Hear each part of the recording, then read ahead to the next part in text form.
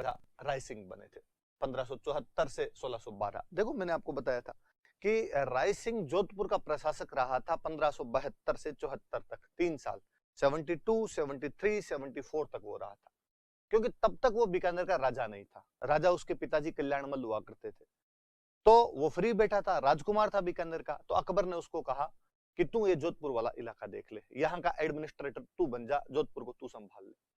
दो चीजें थी, एक तो राय सिंह योग्य बंदा था, तो इसलिए वो जोधपुर को आराम से संभाल सकता था। अकबर कहीं ना कहीं भाइयों भाइयों को आपस में लड़वाना चाह रहा है कि बीकानेर वाले राठौड़ और जोधपुर वाले राठौड़ों में आपस में तनातनी बनी रहे तो थोड़ा ठीक रहे। जोधपुर पे कंट्रोल इसलिए भी जरूरी था कि दिल्ली से गुजरात जाने वाली जो बाउंड्री थी वो जोधपुर से होके निकला करती थी, इसलिए ये वाला मार्ग सुरक्षित रहना चाहिए, क्योंकि इधर से यदि दिल्ली से गुजरात कोई मुगलों का सामान जाता हो, सामान वहां से वापस आता हो, तो कोई बीच में लूट लाट ना ले। फिर कहीं चंद्रसेन और प्रताप के बीच में भी इतनी ज्यादा आपस में कोई गठबंधन बनाने का इनको प्रयास नहीं हो, तो वो वाला मार्ग थोड़ा रखना ज्यादा जरूरी था, तो वहां राय सिंह को रखा गया। 74 में जब राय सिंह यहाँ रह रहा था तभी समाचार मिले कि कल्याणमल की मृत्यु हो गई, तो राय सिंह तो बीकानेर चला गया और बीकानेर जाके राजा बन जाता है वहां पे। तो वो 1572 से 74 तक जब राजकुमार था तब वो जोधपुर का प्रशासक था। 74 में जैसे ही राय सिंह यहाँ से गया, उसके बाद में जब, पहले ये बताता हूँ थोड़ा, जब वो यहाँ पर आपके जोधपुर का प्रशासक हुआ करता था 72 से 74 तक, तब गुजरात में विद्रोह हो गया था अकबर के खिलाफ। गुजरात में मिर्जा विद्रोह होता है, हम आगे और बात करेंगे इसकी, बार बार बात करेंगे। मिर्जा विद्रोह हो जाता है। वैसे तो ये जो मिर्जा थे ये अकबर के दूर की पीढ़ी में भाई बंधु ही लगा करते थे, पर अकबर के टाइम में इन लोगों ने 1570 के आसपास से विद्रोह करने शुरू कर दिए थे। 1572 के आसपास में जब राय सिंह इधर जोधपुर के अंदर था तब ये विद्रोह ज्यादा तेजी पकड़ जाते हैं। इन विद्रोह को दबाने के लिए अकबर को खुद को आना पड़ा था। तो इनमें, इन मिर्जाओं में एक भाई हुआ करता था इब्राहिम मिर्जा। इब्राहिम मिर्जा नाम करके एक भाई हुआ करता था। वो जब अकबर गुजरात पहुंचा तो वो भाग के राजस्थान की तरफ आ गया। गुजरात से उधर लगते ही लगभग मारवाड़ की बाउंड्री शुरू हो जाया करती थी, वो मारवाड़ में घुसा। मारवाड़ का प्रशासक कौन है? राय सिंह। तो राय सिंह के कान चौकन्ने हुए कि साहब मुगलों का एक विद्रोही, मुगलों का समाचार भी है कि अपना विद्रोही है ये इब्राहिम जो मिर्जा है, और ये तेरी तरफ आ रहा है, थोड़ा ध्यान रखना। इब्राहिम मिर्जा भाग के नागौर आया। यहाँ राय सिंह अपनी सेना लेके आ जाता है। यहाँ पे कुछ जगह पड़ती है कठोली, और उस कठोली के युद्ध के अंदर राय सिंह इसको हरा देता है। सिंपल इतनी सी बात याद रखनी है कि कठोली के युद्ध में राय सिंह ने किसको हराया था? तो मुगलों के एक विद्रोही इब्राहिम मिर्जा को हरा दिया था। इब्राहिम मिर्जा बाद में यहाँ से पंजाब की तरफ भाग गया था। फिर राय सिंह वहां मिर्जा विद्रोह की सहायता के लिए गुजरात भी जाता है, और इस इब्राहिम मिर्जा का एक भाई और होता है हुसैन मिर्जा। उस हुसैन मिर्जा को तो मार ही दिया था, राय सिंह नहीं मारा था। तो ये भी ध्यान रखना कि भाई गुजरात के मिर्जा विद्रोह के दमन में भी राय सिंह ने अकबर की सहायता की थी, और जब वो मारवाड़ का प्रशासक था तब उसने विद्रोही इब्राहिम मिर्जा को कठोली के पास युद्ध में हराकर भगा दिया था। और वहां गुजरात में भी उसने, जब गुजरात सहायता करने के लिए गया था तब भी उसने हुसैन मिर्जा जो था उसको युद्ध के अंदर मार दिया था। पर याद रखने वाली बात ही, कठोली का युद्ध याद रखना और इब्राहिम मिर्जा याद रखना, अपने तो काम की बात ही है। इतने में 74 में वो बीकानेर जाके राजा बनता है, जोधपुर का प्रशासक हट जाता है। चंद्रसेन को जब पता चला कि राय सिंह यहां से निकल गया तो चंद्रसेन वापस विद्रोह कर देता है। तो चंद्रसेन ने जब 1574 में विद्रोह किया, 74 में विद्रोह किया चंद्रसेन ने, तो अकबर ने वापस राय सिंह को ही भेजा कि तू वहां पे रहा हुआ है, तू वापस जाके देख क्या मामला है। तो राय सिंह आया उधर। राय सिंह आया तो उसने देखा कि भाई चंद्रसेन को सहायता कौन कौन कर रहे हैं, उन लोगों को अपने तो घेरा जाए। पता चला सोजत में कल्ला राठौड़ था, वो सहायता कर रहा था। ये कल्ला राठौड़ जो चंद्रसेन का भाई था, राम का बेटा है। हालांकि राम और चंद्रसेन में तो नहीं बनती थी, पर ये भतीजा काका के फेवर में आया हुआ था, क्योंकि तो कल्ला राठौड़ यहां पर विद्रोह कर रहा है। चंद्रसेन का एक भाई है सिवाना वाला रायमल, उसके बेटे का नाम भी कल्ला है। चंद्रसेन का एक भाई है राम, उसके बेटे का नाम भी कल्ला है। इसको तो हम राठौड़ थे तो कल्ला राठौड़ ही लिखते हैं, वैसे उसको भी आप कल्ला राठौड़ कर सकते हो, पर वो रायमल का बेटा था इसलिए हम उसका थोड़ा रायमलोत ही कर देते हैं कि वो कल्ला रायमलोत था। सोजत आया, कल्ला राठौड़ यहाँ से भाग जाता है। आपके राय सिंह ने यहाँ पे सोजत पे कब्जा कर लिया। फिर वो सिवाना गया। मैंने आपको बात बताई थी कि सिवाना की तरफ जब गए तो यहाँ से ये तो निकल जाता है, आपके चंद्रसेन तो निकल जाता है, और उसने ये जो किला था ये पत्ता राठौड़ को दे दिया था। अपना एक सेनापति था, पत्ता राठौड़ को दे दिया। राय सिंह इस किले पे कब्जा करने की कोशिश करता है लेकिन पार नहीं पड़ती। फाइनली अकबर 1576 के आसपास राय सिंह को तो वापस बुला लेता है। ये बात मेरी बताई हुई है बाद में आगे, शाहबाज खान को भेजता है और शाहबाज खान बाद में इस किले पर कब्जा कर लेता है। तो ये थोड़ा सा ध्यान रखना कि 1574 में चंद्रसेन पर अटैक के लिए भेजा गया था, तब उसने कल्ला राठौड़ से सोजत तो छीन लिया था लेकिन पत्ता राठौड़ से सिवाना नहीं छीन पाया था। फाइनली 1576 में शाहबाज खान ने सिवाना पर यहाँ पर कब्जा कर लिया था। तो ये थोड़ा सा दोनों बात याद रखें। फिर उधर सिरोही, सिरोही के अंदर राजा हुआ करता था सुल्तान। ये भी प्रताप के साथ और गठबंधन के अंदर चल रहा था। सिरोही में सुल्तान, जालोर में ताज खां, मारवाड़ में चंद्रसेन और मेवाड़ में प्रताप, ये सब लोग एक साथ मिलकर यहाँ अकबर को तंग कर रहे थे। उधर आगे इडर में नारायण दास, उधर डूंगरपुर के अंदर आसकरण, उधर बांसवाड़ा के अंदर प्रताप सिंह, इन सब लोगों ने विद्रोह कर रखे थे और अकबर बड़ी चिंता के अंदर था। तो अकबर ये मारवाड़ वाले को और मेवाड़ वाले को ज्यादा कंट्रोल करना चाहता था कि बाकी तो यार छोटे छोटे इनको देख लेंगे बाद में, पर अब उनको भी कंट्रोल करना जरूरी। और इस सुल्तान की सहायता जालोर का ताज खान भी कर रहा था, ये भी इसकी सहायता कर रहा था। तो बाद में यहाँ पे राय सिंह सिरोही पर आता है, सुल्तान को मना लेता है वो, और सुल्तान बाद में अकबर की अधीनता स्वीकार कर लेता है। हालांकि सिरोही पढ़ेंगे तब मैं और ढंग से पढ़ाऊंगा कि एक बार तो वो अकबर के पास चला गया था लेकिन वापस वो सिरोही पे लौटा और उसने वापस बगावत कर दी थी। वो कभी ढंग से मुगलों के कैप्चर हुआ ही नहीं था, वो बगावत पे ही रहा था। पर याद रखना कि राय सिंह को जब सिरोही पर भेजा गया था तो सिरोही का राजा कौन था? तो सिरोही के राजा सुल्तान थे और जालोर का राजा कौन था? ताज खान था। पर एक बार तो ये संधि करवाने में सफल होता है लेकिन बाद में सुल्तान ने वापस विद्रोह कर दिए थे। वापस विद्रोह वाली बातें वो हम सिरोही पढ़ेंगे तब पढ़ेंगे। सिंपल 3-4 बातें याद रखना। जब वो जोधपुर का प्रशासक था तब उसने कठौली के युद्ध में इब्राहिम मिर्जा को हराकर भगा दिया था, और गुजरात में मिर्जा विद्रोह के दमन में भी जब वो अकबर के साथ गया तो उसने हुसैन मिर्जा को मार दिया था। 1574 में चंद्रसेन के खिलाफ जब उसे भेजा गया था तो उसने सोजत में कल्ला राठौड़ जो कि चंद्रसेन के भाई राम का बेटा था, उसे सोजत का किला छीन लिया था। सिवाना में उसे पत्ता राठौड़ के खिलाफ लड़ना पड़ा। चंद्रसेन सिवाना किला खाली करके पत्ता राठौड़ को देके चला गया था, लेकिन यहाँ पे राय सिंह कब्जा नहीं कर पाया था। 1576 में वापस बुला लिया गया उसे और शाहबाज खान बाद में यहाँ पर कब्जा कर लेता है। सिरोही के सुल्तान को समझाने के लिए भी उसे भेजा गया था, तो सुल्तान और ताज खान जो थे उनको समझा बुझा के अकबर की संधि करवाने के लिए तैयार कर लेता है उनको। तो 2-3 बातें सीधी सीधी सी याद रख लेना। अब उसके बाद में अकबर के टाइम में भी राय सिंह का कद खूब बड़ा हुआ करता था लेकिन अकबर के मरने के बाद में जब जहांगीर राजा बना तो जहांगीर के टाइम में और ज्यादा विश्वास था, जहांगीर को ज्यादा विश्वास था राय सिंह पे। कहते हैं कि अकबर के दरबार में सबसे अधिक किसी राजा की चलती थी तो आमेर वाले मान सिंह।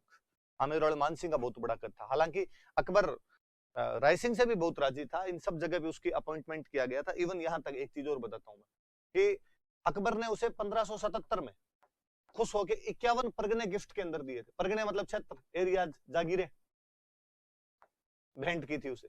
ये भी याद रखना कि अकबर ने 1577 में उसकी सेवाओं से खुश होके और उसे कितने परगने दिए थे? तो उसे 51 परगने दिए थे भेंट के अंदर। तो ये कोई क्वेश्चन पूछ ले तो याद रखना आप। तो ये अकबर के टाइम की ये बातें हुई थी सारी। अब जहांगीर बना। जहांगीर ने बनने के बाद में जैसे 1605 में इधर अकबर मरता है और जहांगीर राजा बनने वाला है, तब जहांगीर का एक बेटा था खुसरो, मुगलों का सबसे सुंदर राजकुमार। खुसरो जो था, खुसरो विद्रोह कर देता है।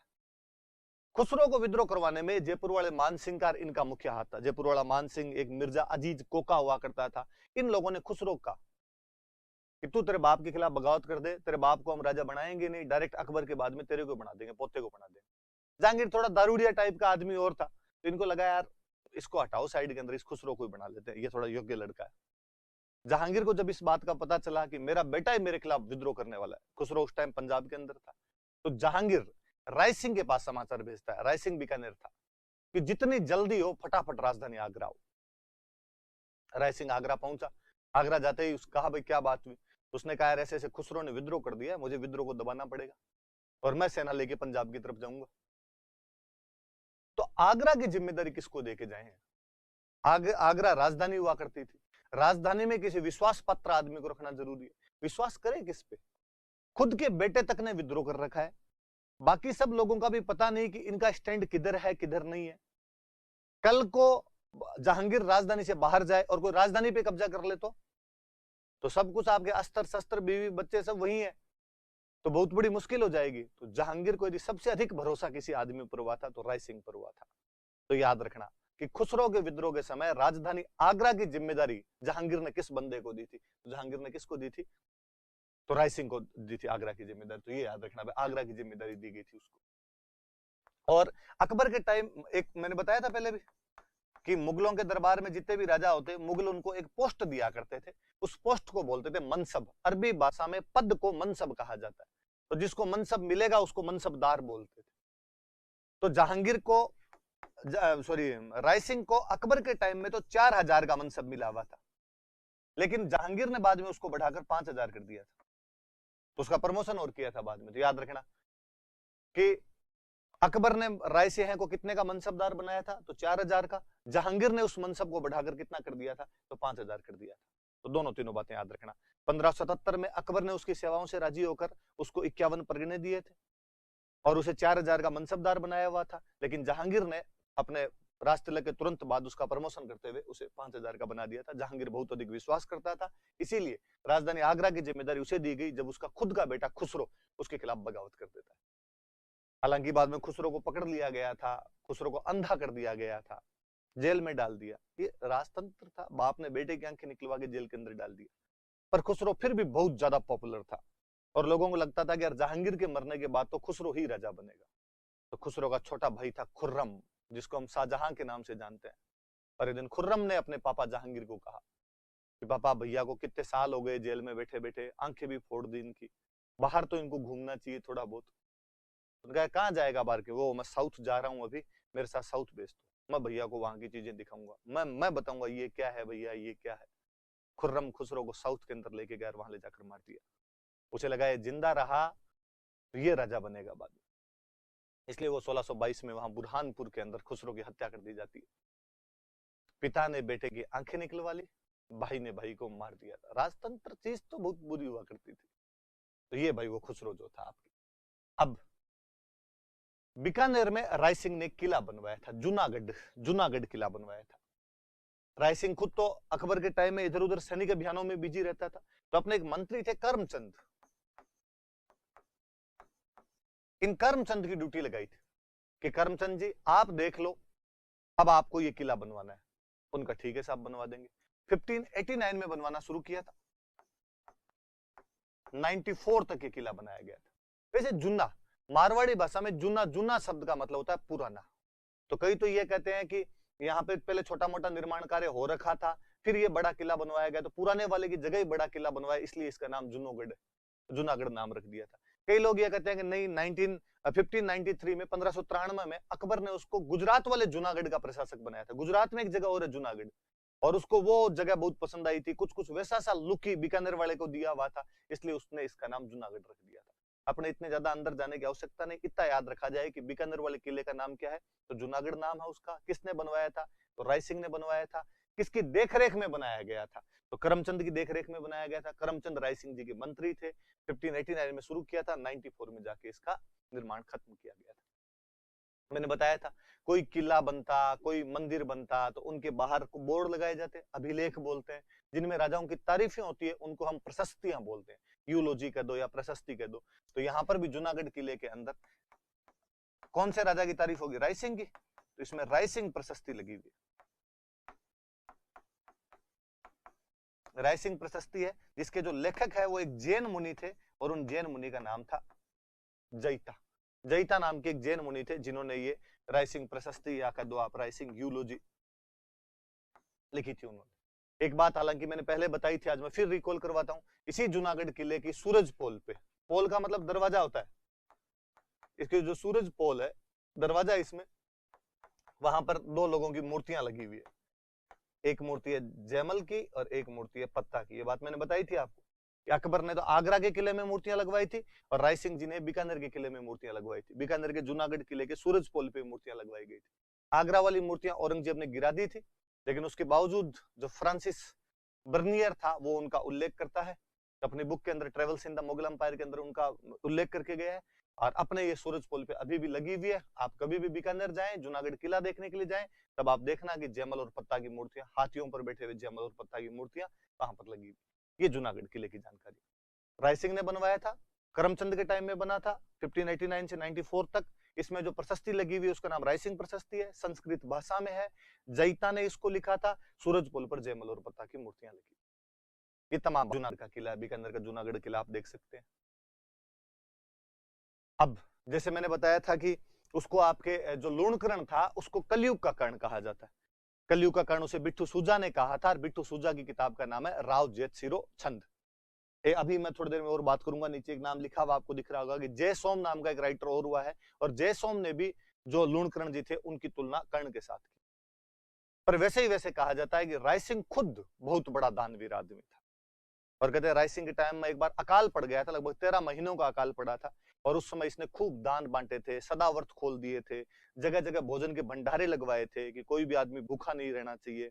राज्य के अलग अलग हिस्सों के अंदर जाके लोग पता करते थे कि किसी की भूख की वजह से तो कोई नहीं रह रहा हो, किसी को खाना तो प्रॉपर मिल रहा है ना, लोगों के टैक्स माफ कर दिए थे। तो लोगों ने खूब यूं प्रशंसा की थी कि भाई राजा हो तो कोई राय सिंह जैसा हो, इतना दानवीर आदमी है कि संकट की घड़ी के अंदर जो काम आए वही राजा। अच्छा, तो अपने एक राइटर हुए मुंशी देवी प्रसाद, हम आगे पढ़ेंगे, हमारे आधुनिक काल के इतिहासकार हुए मुंशी देवी प्रसाद। मैंने बताया था वैसे तो बीच में कि जिन्होंने आपके मोहनोत नैन्सी के बारे में कहा था कि वो राजपुताने का अबुल फजल है, वो वैसे ही कहते हैं। यदि राजपुताने का कर्ण किसे माना जाए तो राय सिंह है। तो याद रखना भाई, कलयुग का कर्ण पूछे तो लूणकरण है, ऐसा बिट्टू सूजा ने कहा है। राजपुताने का कर्ण पूछे तो राय सिंह है, ऐसा मुंशी देवी प्रसाद ने कहा है।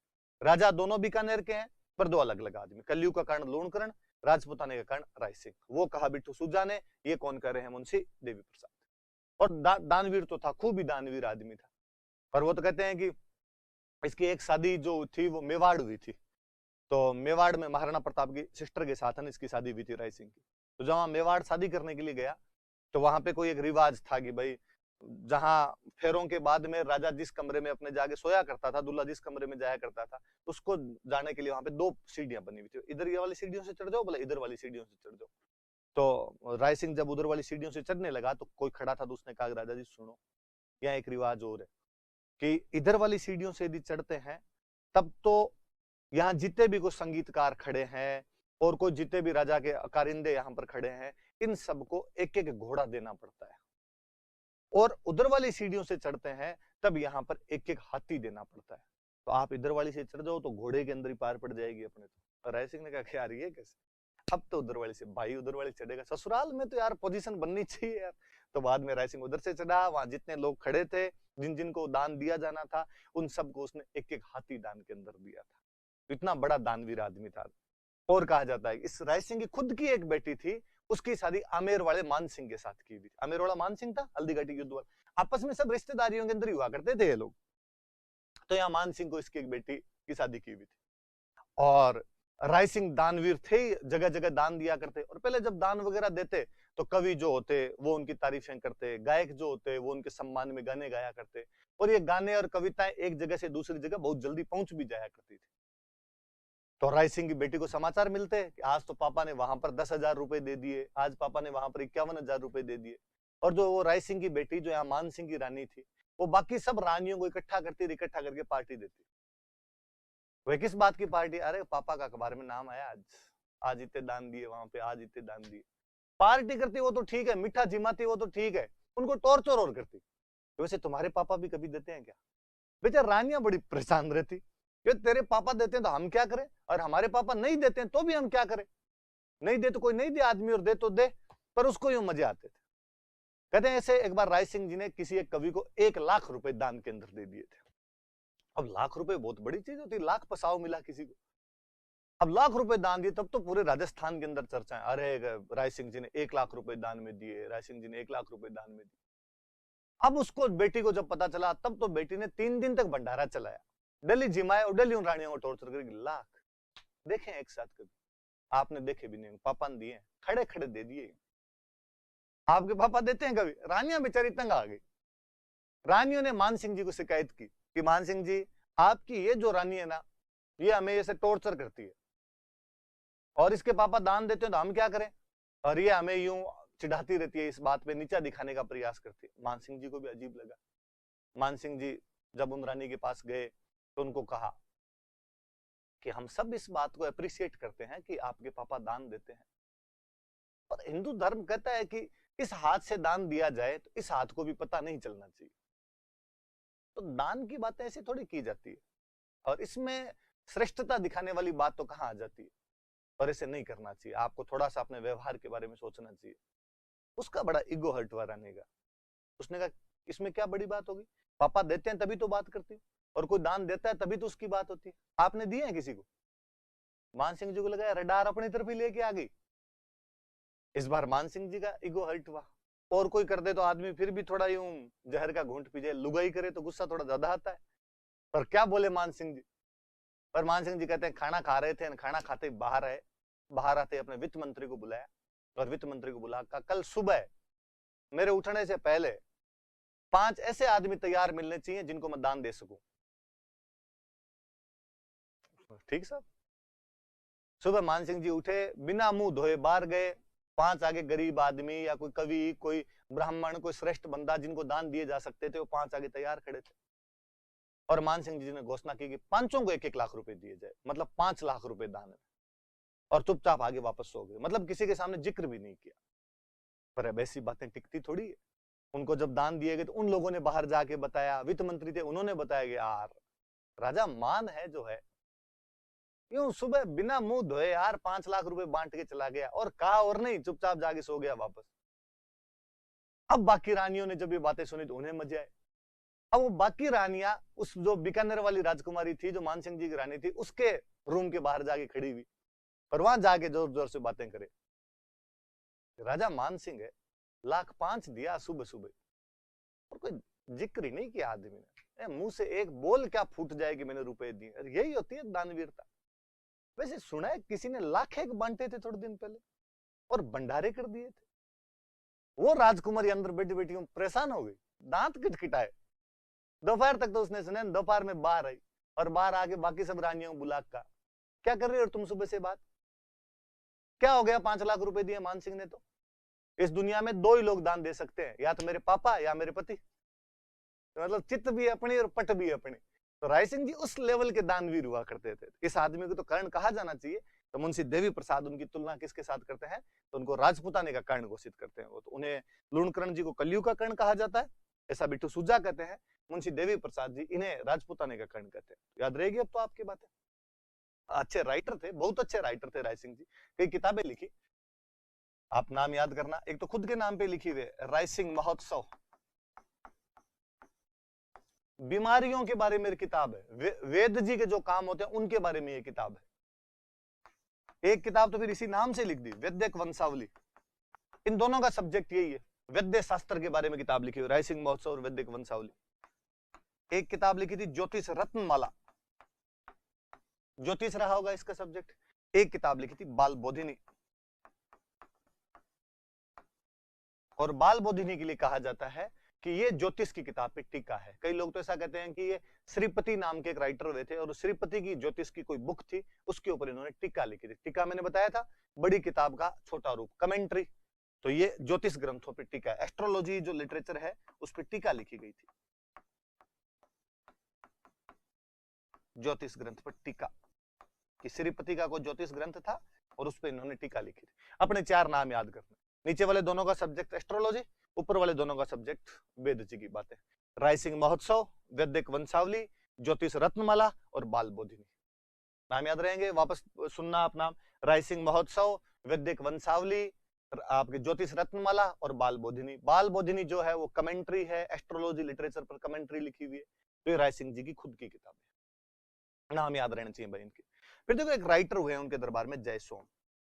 अभी मैंने पीछे एक बात बताई थी आपको, यदि पिछला वापस लूं पेज, तो मैंने एक बात बताई कि जूनागढ़ किले का जो निर्माण था वो करमचंद की देखरेख में करवाया गया था। करमचंद राय सिंह जी के मंत्री हुआ करते थे, इनकी देखरेख में इसका निर्माण करवाया गया था। तो जयसोम ने जब किताब लिखी तो इन पे किताब लिखी हुई, वो करमचंद जी पे किताब लिखी हुई। एक लंबा चौड़ा नाम है, आपको याद रहे तो भली बात, नहीं याद रहे तो भी कोई बात नहीं है। आप इतना याद रखना कि करमचंद पे किताब लिखी थी, नाम बहुत बड़ा है, करमचंद वंश उत्कीर्णकम काव्यम, ये किताब का नाम है भाई। मेरे तो अभी इतने सालों से पढ़ा के याद हो गया, आपके नहीं याद हो तो भी मत करना, भले इतना याद रखना कि करमचंद पे किताब किसने लिखी थी। तो करमचंद पे किताब जयसोम जी ने लिखी थी, करमचंद वंश उत्कीर्णकम काव्यम। वैसे तो आप तोड़ के लिखोगे तो ये बहुत सिंपल सा है, ये एक साथ लिखते हैं तब ऐसा हो जाता है, सीधे सीधे चार शब्द, करमचंद, वंश, उत्कीर्ण और काव्य, इतना ही लिखा हुआ है। करमचंद के वंश को, उत्कीर्ण का मतलब था खोदना, निकालना, करमचंद के वंश को खोदने वाली कविता। तो करमचंद के बारे में बताया तो उसके बाप दादाओं के बारे में बताया हुआ है, तो ये किताब का नाम याद रखना थोड़ा, करमचंद वंश उत्कीर्णकम काव्य। अब देख लो, करमचंद वंश उत्कीर्णकम काव्य किसकी किताब है? जयसोम की। किसके बारे में? करमचंद जी के बारे में। करमचंद जी कौन थे? राय सिंह के मंत्री। क्या करवाया था? जूनागढ़ किले का निर्माण करवाया था। दो बातें याद रखनी है इसमें। इसी के अंदर आपके जो लूणकरण जी है, उनको कर्ण कहा गया। मैं बार बार बता रहा था कि उनकी तुलना कर्ण के साथ में की हुई। उसमें बिट्टू सुजावली, राव जेठ सिरो छंद में तो कलयुग का कर्ण लिखा हुआ है। इस किताब में भी लिखा हुआ है कि लूणकरण कर्ण के समान थे, उतने ही बड़े दानवीर थे। और इसी में राय सिंह को राजेंद्र कहा गया। राजाओं में जो इंद्र है, और लिखा हुआ है राजेंद्र का अर्थ और लिखा हुआ है, वह राजा जो अपने हराए हुए शत्रुओं के साथ भी अच्छा व्यवहार करता है, वह राजा जो अपने विजित दुश्मनों के साथ भी अच्छा व्यवहार करता है, उसे राजेंद्र कहा गया। तो राय सिंह जी भले किसी को हरा भी दिया करते थे तो भी उनके साथ में अच्छा व्यवहार करते, उनके साथ में भी बुरा व्यवहार नहीं किया करते थे।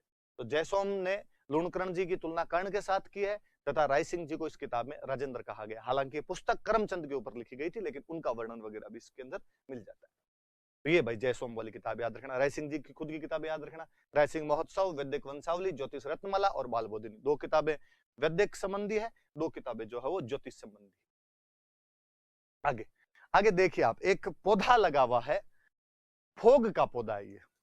पश्चिमी राजस्थान में बहुतायत से होने वाला एक पौधा है, और मैं पश्चिमी राजस्थान में कहूं तो बीकानेर साइड में ये पौधा बहुत ज्यादा होता है। फोग है, ये फोग का पौधा है। फोगड़े लगते हैं खूब सारे रेगिस्तान के अंदर, फोग, बुई, आक, खींप, यही होते हैं रेगिस्तान के अंदर। होता क्या था, भरूंटिये, भरूंटिये खूब सारे होते थे। भरूंटिये जानते हो, तो एक बेल सी लगती है, उसके कांटे कांटे कांटे कांटे से लगने शुरू हो जाते हैं, उनको भरूंट बोलते हैं गाँव के अंदर। तो जो भरूंटिये वाले होते हैं, तो वो खूब सारे इधर उधर रेगिस्तान के अंदर मिल ही जाते हैं। तो कहते हैं अकबर एक बार बीकानेर आया था राय सिंह जी के टाइम में, और वो चले और उसके भरूंटिये लग जाए, तो निकाले उनको और कोई भरूंटिये उसके और लग जाए, तो उसने बाद में राय सिंह का तो नाम ही निकाल दिया था। भाई राय सिंह जी कौन से राजा है? अरे वो भरूंटियों वाले राजा है। तो वैसे ही बीकानेर क्षेत्र में एक पौधा होता है, एक झाड़ीनुमा पौधा होता है, इसको फोग कहा जाता है। तो राय सिंह जी के लिए कहा जाता है कि राय सिंह जी आंसू कवि थे। आंसू कवि समझते हो? तो मैं हिंदी की बात बताऊं, ऐसा कवि जो हाथों हाथ कविता रच दे, उनको आंसू कवि कहा जाता है। कि मैं आपको कहूं कि भाई लो पानी की बोतल है, इस पे कविता सुनाओ, और आप हाथों हाथ पानी की बोतल पर कविता सुना दो। मैं कहूं पंखे के ऊपर कविता सुनाओ, आप हाथों हाथ पंखे पर कविता सुना दो। तो ऐसे लोगों को आंसू कवि कहा जाता है। तो राय सिंह जी के लिए कहा जाता है कि राय सिंह जी आंसू कवि थे। साउथ इंडिया में पोस्टिंग हो रखी, अहमदनगर वाली ने वो लड़ाइयां चल रही थी, तो वहां पर राय सिंह जी को साउथ इंडिया के अंदर भेजा हुआ। मन नहीं पर आपको भेज दिया, बादशाह का ऑर्डर था, बादशाह के साथ काम करते थे, वो आपकी सहायता करता है तो आप उसकी सहायता करोगे। साउथ में वहां पर गए, एक दिन अपनी सेना लेके निकल रहे थे, उनको साउथ में एक फोग का पौधा दिखा। अब फोगड़े राजस्थान में बीकानेर के अलावा कहीं नहीं मिलते, ले दे के थोड़े बहुत कोई नागौर या जैसलमेर वाले बॉर्डर पे मिल जाए तो भले, साउथ में फोग कहां से आए? और उसमें अकेला एक फोग खड़ा, बाकी सब पौधे तो साउथ के, उनमें एक फोग खड़ा। और उस फोग को देख के राय सिंह का जो राष्ट्रवादी मन था, अपनी भूमि के प्रति जो प्रेम था, वो जागा। और राय सिंह जी उस फोग को देख के एक दुआ बोलते हैं कि तू सैंदेसी रूखड़ो मैं परदेसी लोग, माने अकबर तेड़िया तू क्यों आयो फोग। कि तू सैंदेसी रूखड़ो, सैंदेसी एकदम देसी, रूखड़ो मतलब पौधा, तू एकदम देसी पौधा है हमारे वहां का। मैं परदेसी लोग, हम तो खुद ही प्रदेश में आए हुए, हम यहाँ के नहीं है, हम वहीं से आए हुए जहां से तू आया है। तू हमारा पौधा एकदम देसी पौधा है। माने अकबर तेड़िया, हमें तो इसलिए आना पड़ा कि अकबर ने भेजा है, बादशाह की नौकरी करते हैं, बादशाह जहां भेजता है वहां आना पड़ता है। तू क्यों आयो फोग, तू किसकी नौकरियां करता है जो इतनी दूर अपना देश छोड़ के तेरे को आना पड़ गया था। दो चीजें पता चलती है, एक तो राय सिंह जी का जो मातृभूमि, अपनी खुद की जो भूमि है उसके प्रति कितना लगाव है उस आदमी का, कि वो फोग को देख के भी द्रवित होता है और अपने देश को याद करता है, बीकानेर को याद करता है। दूसरा ये कि वो कितना अच्छा कवि है कि फोग को देख के हाथों हाथ उस पर दोहा बोल देता है। तो ये भी याद रखना भाई बात, अपने 12th क्लास की बुक में दोहा तक लिखा हुआ है, तू सैंदेसी रूखड़ो मैं परदेसी लोग, माने अकबर तेड़िया, तेड़ना मतलब भेजना, माने अकबर तेड़िया तू क्यों आयो फोग। तो भाई देख लो बीकानेर में तब से फोग चल रहा है, बाकी हिंदुस्तान में तब चलने लगा होगा फोग, ये देख लो वहां तब से ही चल रहा है। आगे देखते हैं हम। और बात